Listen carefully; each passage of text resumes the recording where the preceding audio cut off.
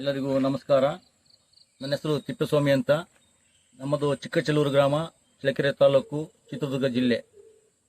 ನಾವು 2024-25ನೇ ಸಾಲಿನ ರಾಜ್ಯ ಮಟ್ಟದ ಕೃಷಿ ಅಧ್ಯಯನ ಪ್ರವಾಸದಲ್ಲಿ ದಿನಾಂಕ 22-12-2024ರಿಂದ 14-12-2024ರವರೆಗೆ 3 ದಿನಗಳ ಒಂದು ಕೃಷಿ ಅಧ್ಯಯನ ಪ್ರವಾಸವನ್ನು ಕೈಗೊಂಡಿದ್ದೇವೆ.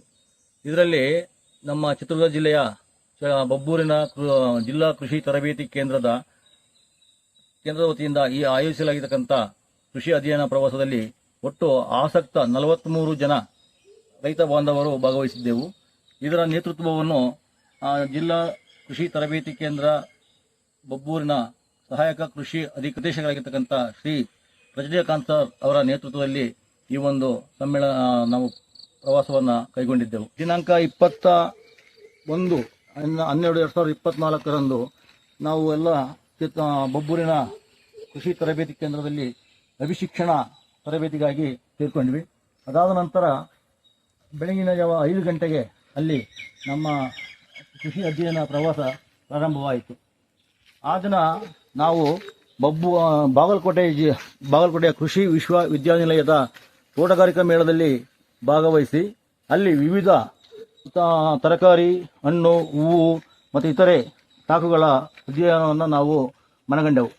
ಅಲ್ಲಿ ವಿಶಿಷ್ಟವಾಗಿ ನಮ್ಮ ವಿಜ್ಞಾನಿಗಳಾಗಿರ್ತಕ್ಕಂಥ ತೋಟಗಾರಿಕಾ ವಿಜ್ಞಾನಿಗಳಾಗಿರ್ತಕ್ಕಂಥ ಬೆಣಗಿ ಸರ್ ಆಗಿರ್ಬೋದು, ವೆಂಕಟೇಶುಲು, ಇನ್ನು ಮುಂತಾದ ವಿಜ್ಞಾನಿಗಳ ಜೊತೆ ನಾವು ಸಂಪರ್ಕವನ್ನು ಸಾಧಿಸಿ ನಮ್ಮಲ್ಲಿ ಬರ್ತಕ್ಕಂಥ ಬೆಳೆಗಳಿಗೆ ಬರ್ತಕ್ಕಂಥ ರೋಗಗಳು ಮತ್ತು ಪೋಷಕಾಂಶಗಳ ನಿರ್ವಹಣೆಯ ಬಗ್ಗೆ ಹೆಚ್ಚಿನ ಮಾಹಿತಿಯನ್ನು ಸಹ ನಾವು ಪಡೆದುಕೊಂಡಿವಿ.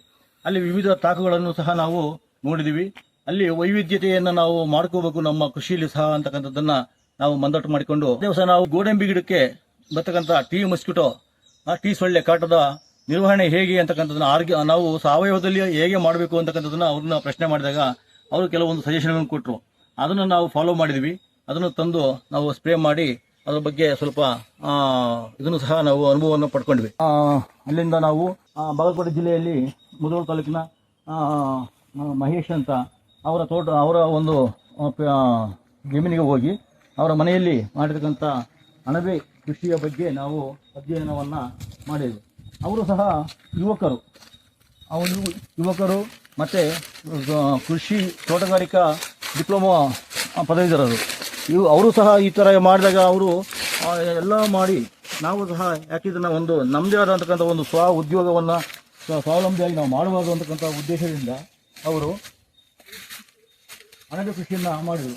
ಅದರಲ್ಲಿ ಸಹ 500 ರೂಪಾಯಿಯಿಂದ ಪ್ರಾರಂಭ ಮಾಡಿ ಇವತ್ತು ಲಕ್ಷಾಂತರ ವಹಿವಾಟನ್ನು ಅವರು ಮಾಡ್ತಾ ಇದ್ದಾರೆ.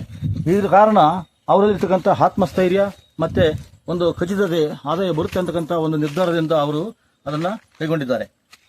ಅವರು ಜೊತೆಗೆ ಅಣಬೆಯನ್ನು ನೇರವಾಗಿ ಮಾಡೋ ಬದಲು ವ್ಯಾಲ್ಯೂ ಅಡಿಷನ್, ಅದರ ಮೌಲ್ಯವರ್ಧನೆ ಮಾಡಿ ಅದರಲ್ಲಿ ಪೌಡ್ರು, ಚಿಪ್ಸು, ಮತ್ತೊಂದೆಲ್ಲ ಮಾಡ್ತಾ ಅದನ್ನು ಸಹ ಅವರು ಮಾಡಿದ್ದಾರೆ. ಅದರಲ್ಲಿ ಅವರು ನಮಗೆ ಹೇಳಿದಿಷ್ಟೇ, ನೀವು ಕೃಷಿಯನ್ನು ಮಾಡೋದ್ರ ಜೊತೆಗೆ ಉಪಕಸಬುಗಳಾಗಿ ಬೇರೆ ಬೇರೆ ಜೇನು ಸಾಕಾಣಿಕೆ, ಕುರಿ ಸಾಕಾಣಿಕೆ, ಹೈನುಗಾರಿಕೆ, ಮೀನು ಸಾಕಾಣಿಕೆ, ಈ ರೀತಿ ಪ್ರತಿಯೊಂದು ಬೇರೆ ಬೇರೆ ಉಪಕಸಬುಗಳನ್ನು ನಾವು ಮಾಡ್ಕೊಂತ ಹೋದಾಗ ಕೃಷಿಯಲ್ಲಿ ನಮಗೆ ಆದಾಯ ಜಾಸ್ತಿ ಬರುತ್ತೆ. ಆದಾಯ ಜಾಸ್ತಿ ಬರೋದ್ರಿಂದ ನಾವು ಸಹ ಸಬಲರಾಗಬಹುದು, ಆರ್ಥಿಕವಾಗಿ ಸಬಲರಾಗಬಹುದು ಅಂತಕ್ಕಂಥ ಒಂದು ಉದ್ದೇಶವನ್ನು ಅವರು ವ್ಯಕ್ತಪಡಿಸಿದರು. ಅದನ್ನು ನಾವು ಮನಗಂಡು ನಾವು ಯಾಕೆ ಮಾಡಬಾರ್ದು ಅಂತಕ್ಕಂಥ ಒಂದು ನಿರ್ಧಾರವನ್ನು ನಾವು ಮಾಡಿದ್ವಿ. ಅಲ್ಲಿಂದ ಜಗದಾಳ್ ಗ್ರಾಮದ ಸದಾಶಿವ ಬಾಂಗಿ ಅವರ ತೋಟಕ್ಕೆ ಭೇಟಿ ನೀಡಿದ್ವಿ. ಅವ್ರದ್ದು ಒಟ್ಟು ಕುಟುಂಬ ಅಂದರೆ ಸುಮಾರು 35-40 ಜನ ಒಂದೇ ಕುಟುಂಬದಲ್ಲಿ ವಾಸ ಮಾಡಿದ್ದಾರೆ. ಒಂದೇ ಕುಟುಂಬ, ಒಂದೇ ಮನೆ. ಅದು ಹೇಗೆ ಸಾಧ್ಯ ಅಂತಕ್ಕಂಥದ್ದನ್ನು ನಾವು ಅವ್ರು ಕೇಳಿದಾಗ ಅವರು ಇಷ್ಟೇ ಹೇಳಿದ್ದು, ನಮ್ಮಲ್ಲಿರ್ತಕ್ಕಂಥ ಹೊಂದಾಣಿಕೆ, ಆತ್ಮವಿಶ್ವಾಸ ಮತ್ತು ಪರಸ್ಪರ ನಂಬಿಕೆ, ಅದು ಬಹಳ ಮುಖ್ಯ. ಬಹಳ ನಂಬಿಕೆ ಅನ್ನೋದು ಬಹಳ ಮುಖ್ಯ. ಆ ಒಂದು ನಂಬಿಕೆಯಿಂದಲೇ ನಾವು ಒಟ್ಟು ಕುಟುಂಬದಲ್ಲಿ ನಾವು ವ್ಯವಸಾಯ ಮತ್ತು ಜೀವನವನ್ನು ಮಾಡುತ್ತಿದ್ದೇವೆ ಅಂತಕ್ಕಂಥ ಒಂದು ಅಭಿಪ್ರಾಯವನ್ನು ಅವರು ವ್ಯಕ್ತಪಡಿಸಿದರು. ಅವರು ಕುರಿ, ಹೈನುಗಾರಿಕೆ ಮತ್ತು ಮೀನು ಸಾಕಾಣಿಕೆ ದೊಡ್ಡದೊಂದು ತೊಟ್ಟಿ ಮಾಡಿದ್ದಾರೆ. ತೊಟ್ಟಿ ಒಳಗಡೆಗೆ ನೀರನ್ನು ಬಿಟ್ಕೊಂತ ನೀರನ್ನು ಇದು ಮಾಡ್ಕೊಂತ ಅದರಲ್ಲಿ ಮೀನು ಸಾಕಣೆ ಮಾಡಿದರೆ ಆ ಮೀನು ಸಾಕಣೆ ಮಾಡ್ತಕ್ಕಂಥ ತೊಟ್ಟಿಯಿಂದ ಅವರ ಬೆಳೆಗಳಿಗೆ ನೀರನ್ನು ಹಾಯಿಸ್ತಿದ್ದಾರೆ. ಅವರು ಪೂರ್ತಿ ಆರ್ಗ್ಯಾನಿಕಲ್ಲೇ ವ್ಯವಸಾಯ ಮಾಡ್ತಿದ್ದಾರೆ. ಜೀವಾಮೃತ, ಮತ್ತೊಂದೆಲ್ಲ ಮಾಡ್ಕೊಂತ ಅದೆಲ್ಲ ಮಾಡ್ತಿದ್ದಾರೆ. ಅವ್ರು ಎಷ್ಟು ಬೆಳೆಗಳು ಬೆಳೆದಾರೆ ಅಂದರೆ ತೆಂಗು, ಬಾಳೆ, ಸೀಬೆ, ಅರಿಶಿಣ, ವೀಳ್ಯದೆಲೆ, ಇನ್ನೂ ನಾನಾ ಥರ ಹಣ್ಣಿನ ಗಿಡಗಳು. ಮತ್ತು ಅವರು ಮತ್ತೆ ಮಾರ್ಕೆಟು ಸಹ ಅವರೇ ಮಾಡ್ತಿದ್ದಾರೆ. ಯಾವುದನ್ನು ಅವರು ಹೋಲ್ಸೇಲಲ್ಲಿ ಯಾವುದು ಮಂಡಿಗೆ ಹೋಗಿ ಕೊಡ್ತಿಲ್ಲ. ಯಾಕೆ ಇದು ಹೇಗೆ ಸಾಧ್ಯ ಅಂತಂದರೆ, ಒಟ್ಟು ಕುಟುಂಬದಿಂದ ಒಬ್ಬರು ವ್ಯವಹಾರಕ್ಕೆ ಮಾರ್ಕೆಟಿಂಗ್ ಮಾಡಲಿಕ್ಕೆ ಒಬ್ಬರು ಹೋಗ್ತಿರ್ತಾರೆ, ಇನ್ನೊಬ್ಬರು ವ್ಯವಸಾಯ ಮಾಡ್ತಿರ್ತಾರೆ, ಇನ್ನೊಬ್ಬರು ಯಾವುದೋ ಒಂದು ಕುರಿ ಮೇಯಿಸ್ಕೊಂಬರದ ಇನ್ನೊಂದು ಮತ್ತೊಂದು ವ್ಯವಹಾರಕ್ಕೆ ಹೋಗ್ತಿರ್ತಾರೆ. ಈ ರೀತಿ ಆಗೋದ್ರಿಂದ ನಾವು ಬೆಳೆದಕ್ಕಂಥ ಬೆಳೆಗಳನ್ನು ನಾವು ಮಾರಲಿಕ್ಕೆ ಸಹ ನಮಗೆ ಟೈಮ್ ಇಲ್ಲ. ಯಾಕೆಂದರೆ ನಾವು ಹೋಗಿ ಹೊತ್ತು ಮಾರ್ಕೆಟಲ್ಲಿ ಕುಂತು ಮಾರಲಿಕ್ಕೆ ನಮಗೆ ಟೈಮ್ ಇಲ್ಲ. ಇಲ್ಲಿ ನಾವಾಗ್ಲೇ ಬೆಳಗ್ಗೆ ಮೋಟರ್ ಸ್ಟಾರ್ಟ್ ಮಾಡ್ಬೇಕಪ್ಪ, ನೀರು ಹಾಯಿಸ್ಬೇಕಪ್ಪ, ಈ ರೀತಿ ಅಭಿಪ್ರಾಯಗಳನ್ನ ಬರ್ತವೆ. ಇದನ್ನೆಲ್ಲ ಕಂಡಾಗ ನಾವು ಒಟ್ಟು ಕುಟುಂಬದಲ್ಲಿ ಇರಬೇಕು, ಪರಸ್ಪರ ನಂಬಿಕೆಗಳನ್ನು ಉಳಿಸ್ಕೋಬೇಕು ಅಂತಕ್ಕಂಥದ್ದು ಒಂದು ಅಭಿಪ್ರಾಯವಾಗುತ್ತೆ. ಅದು 2ನೇ ದಿನದ ನಮ್ಮ ಪ್ರವಾಸ ಅಲ್ಲಿಗೆ ಸದಾಶಿವ ಬಾಂಗಿಯವರ ತೋಟ ಮತ್ತು ಅವರ ಹಿತನುಡಿಗಳನ್ನು ಕೇಳ್ತಾ ಅಲ್ಲಿ ನಮ್ಮ 2ನೇ ದಿನದ ಅಧ್ಯಯನ ಪ್ರವಾಸ ಮುಕ್ತವಾಯಿತು. 3ನೇ ದಿನ ಮಾನಸಿ ವಿಶ್ವವಿದ್ಯಾನಿಲಯ ಧಾರವಾಡ ನಮಗೆ ಸಾವಯವ ಕೃಷಿಯ ಬಗ್ಗೆ ನಮಗೆ ಮಾಹಿತಿಯನ್ನು ಕೊಟ್ಟರು. ಅಲ್ಲಿ ನಾವು ಯಾವ ರೀತಿ ನಮ್ಮ ಜಮೀನಿನಲ್ಲಿ ಸಾವಯವ ಪದ್ಧತಿಗಳನ್ನು ಅಳವಡಿಸಬೇಕು, ಟ್ರೈಕೋಡರ್ಮ, ಸುಡಮನಸ್ಸು, ಈ ರೀತಿ ಇವನ್ನೆಲ್ಲ ನಾವು ಯಾವ ರೀತಿ ಅದ್ರ ಉಪಯೋಗಗಳೇನು, ಅವನ್ನ ಯಾಕೆ ಮಾಡಬೇಕು, ಮತ್ತು ಜೈವಿಕ ಕೀಟನಾಶಕಗಳು ಇವನ್ನೆಲ್ಲ ಯಾವ ರೀತಿ ಉಪಯೋಗಿಸಬೇಕು ಅಂತಕ್ಕಂಥದ್ದು ಸಹ ನಮಗೆ ಅಲ್ಲಿ ಪೂರ್ಣ ಮಾಹಿತಿ ಒದಗಿತು. ಅದಾದ ನಂತರ ನರ್ಸರಿ ಓದಿಯಲ್ಲಿ ನರ್ಸರಿಯಲ್ಲಿ ಸಹ ಕಾಡು ಬದನೆ ಬೀಜವನ್ನು ರೂಟ್ ಸ್ಟಾಕ್ ಆಗಿ ಮಾಡಿಕೊಂಡು ಅದರಿಂದ ಬದನೆ ಗ್ರಾಫ್ ಮಾಡಿ ಅದು 5-6 ವರ್ಷಗಳ ಕಾಲ ಆ ಒಂದು ಬದನೆ ಸಸಿಯನ್ನು ಪಡೆಯುವುದು ಅಂತಕ್ಕಂಥದ್ದು ಸಹ ನಮಗೆ ಅವರು ಮಾಹಿತಿ ಕೊಟ್ಟರು. ಆಗ ನಾವೇನು ಮಾಡ್ತೀವಿ, 3 ತಿಂಗಳಿಗೆ ಸಸಿ ತರ್ತೀವಿ, ತಿಂಗಳು ಸಸಿ ತರ್ತೀವಿ, 4 ತಿಂಗಳಿಗೆ ಬೆಳೆ ಕಟಾವು ಮಾಡ್ತೀವಿ, ಮತ್ತು ಅದನ್ನು ದಾಖಲೆ ಮಾಡಿ ಅಲ್ಲಿಗೆ ತಗೊಳ್ತೀವಿ. ಅದರ ಬದಲಿಗೆ ಒಂದು ಸಾರಿ ನಾವು ಖರ್ಚು ಮಾಡಿದರೆ 5 ವರ್ಷ 6 ವರ್ಷ ನಮಗೆ ನಿರಂತರವಾಗಿ ಫಲ ಕೊಡ್ತಕ್ಕಂಥ ಒಂದು ಮಾಹಿತಿಯನ್ನು ಅವ್ರು ಕೊಟ್ಟರು. ಅದನ್ನು ಸಹ ನಾವು ಮಾಡಬೇಕು.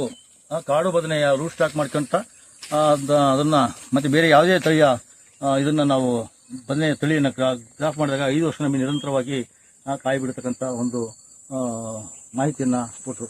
ಅದಾದಮೇಲೆ ಹೂವಿನ ಗಿಡಗಳು ಮತ್ತು ಇತರೆ ತಾಕುಗಳನ್ನು ಸಹ ನಾವು ನೋಡಿಬಿಟ್ಟು ಅದಾದ ಕುರಿ ಸಾಕಾಣಿಕೆ, ಮೇಕೆ ಸಾಕಾಣಿಕೆ, ಹೈನುಗಾರಿಕೆ ಇವೆಲ್ಲ ನಾವು ನೋಡ್ತಾ ಬಂದ್ವಿ. ನೋಡಿ ಇದೆಲ್ಲನೂ ನಮಗೆ ಎಷ್ಟು ವಿಶಿಷ್ಟವಾಗಿತ್ತು ಅಂದರೆ 3 ದಿನದ ಪ್ರವಾಸ ನಮಗೆ 3 ದಿನ ಕಾಲ ಹೋಗಿದ್ದು ನಮಗೆ ಸಹ ತಿಳಿಲಿಲ್ಲ, ಅರಿಗೆ ಬರಲಿಲ್ಲ. ಆ ರೀತಿ ನಾವು ಹೊಂದಾಣಿಕೆಯಿಂದ ಪರಸ್ಪರ ವಿಶ್ವಾಸದಿಂದ 43 ಜನ ರೈತ ಬಾಂಧವರು ಹಾಗೂ ಕೃಷಿ ಇಲಾಖೆಯ ಅಧಿಕಾರಿಗಳು ಸಹ ಭಾಗವಹಿಸಿ ಎಲ್ಲರನ್ನೂ ಯಶಸ್ವಿಯಾಗಿ ಈ ಒಂದು ಪ್ರವಾಸವನ್ನು ಪೂರ್ಣಗೊಳಿಸಿದ್ವಿ. ಇದಾದ ಮೇಲೆ ನಮಗೆ ಏನಾಗುತ್ತೆ ಅಂದರೆ, ನಾವು ನಮ್ಮ 2-3 ಇರ್ತಕ್ಕಂಥ ಒಂದು ಪ್ರವಾಸ ತಂಡದಲ್ಲಿ ಭಿನ್ನಾಭಿಪ್ರಾಯಗಳು ಬರ್ತವೆ. 43 ಜನ ರೈತ ಬಾಂಧವರೊಂದಿಗೆ ನಮ್ಮ ರಜನಿಕಾಂತ್ ಸರ್, ಸಹಾಯಕ ಕೃಷಿ ನಿರ್ದೇಶಕರು, ಕೃಷಿ ತರಬೇತಿ ಕೇಂದ್ರ ಬಬ್ಬೂರು, ಇವರು ಎಷ್ಟು ವಿಶಿಷ್ಟವಾಗಿ ಆ ಒಂದು ಅಧ್ಯಯನವನ್ನು ನಮ್ಮ ತಂಡವನ್ನು ಪ್ರವಾಸದಲ್ಲಿ ತೋರಿಸಿಕೊಂಡು ತಗೊಂಡು ಹೋಗುವುದು ಅಂತಕ್ಕಂಥದ್ದನ್ನು ತುಂಬ ವಿಶಿಷ್ಟವಾಗಿರುತ್ತೆ. ಅವರು ಕಾಲಕ್ಕೆ ಊಟ ತಿಂಡಿ ಯಾವುದಕ್ಕೂ ಸ್ಥಿತಿ ಬಾರದ ಹಾಗೆ ಪ್ರತಿಯೊಂದನ್ನು ಸಹ ಕಾರ್ಯಕ್ರಮ ನಿಯೋಜಿತವಾಗಿ ವಿಶಿಷ್ಟವಾಗಿ ಆ ಒಂದು ಕಾರ್ಯವನ್ನು ನಿರ್ವಹಿಸುತ್ತಾರೆ. ಅವರು ಯೋಚನೆ ಬಹಳ ವಿಶಿಷ್ಟವಾಗಿತ್ತು. ಏನಕ್ಕೆ ಅಂದರೆ, ನಾವು ಪ್ರವಾಸ ಮಾಡುವಾಗ ತೋಟಗಾರಿಕಾ ಕೃಷಿ ಮೇಳ ಆ ದಿನಾಂಕವನ್ನು ಅದರಲ್ಲಿ ಸೇರಿಸಿಕೊಂಡು ಆ ಒಂದು ದಿನ ನಮ್ಮ ಕೃಷಿ ತೋಟಗಾರಿಕಾ ಮೇಳದಲ್ಲಿ ಭಾಗವಹಿಸಿ ಅದರಲ್ಲಿರ್ತಕ್ಕಂಥ ವಿವಿಧ ಕ್ಷೇತ್ರಗಳ ಮಾಹಿತಿ ಸಹ ನಮಗಲ್ಲಿ ಲಭ್ಯವಾಗ್ತಿತ್ತು. ಅಂತ ಒಂದು ಟೈಮನ್ನು ಅವರು ಫಿಕ್ಸ್ ಮಾಡಿಕೊಂಡು ಅದು ಮುಂದಿನ ಇದನ್ನು ಸಹ ಅವರು ಮಾಡ್ಕೊಂತ ಆಯೋಜನೆ ಮಾಡಿದರು. ಇದು ತುಂಬ ವಿಶಿಷ್ಟವಾಗಿತ್ತು. ಇದಕ್ಕೆ ಅವರ ಒಂದು ಪೂರ್ವಾಲೋಚನೆ ಮತ್ತು ದೂರದೃಷ್ಟಿ ಇವೆರಡರ ಒಂದು ಫಲ ನಮಗೆ ತುಂಬ ಫಲಪ್ರದವಾಗಿತ್ತು. ನಾವು ಸಹ ಯಾಕೆ ನಮ್ಮ ಒಂದು ಜಮೀನಿನಲ್ಲಿ ವಿಶಿಷ್ಟವಾದ ವೈವಿಧ್ಯಮಯ ಬೆಳೆಗಳನ್ನು ಬೆಳೆಯಬಾರದು ಅಂತಕ್ಕಂಥದ್ದನ್ನು ನಾವು ಮನಗಂಡ್ವಿ. ಇದಕ್ಕಿಂತ ಮುಂಚಿತವಾಗಿ ನಾವು ವಿವಿಧ ತರಬೇತಿಗಳಲ್ಲಿ, ಅಧ್ಯಯನಗಳಲ್ಲಿ ಮತ್ತು ಪತ್ರಿಕೆಗಳಲ್ಲಿ, ಸೆಮಿನಾರ್ಗಳಲ್ಲಿ ನಾವೆಲ್ಲ ತಿಳ್ಕೊಂಡಿದ್ವಿ. ಬೆಳೆ ವೈವಿಧ್ಯತೆ ಕಾಪಾಡ್ಕೋಬೇಕು, ಮಾಡಬೇಕು, ಆಗ ನಮಗೆ ನಷ್ಟ ಆಗೋದಿಲ್ಲ.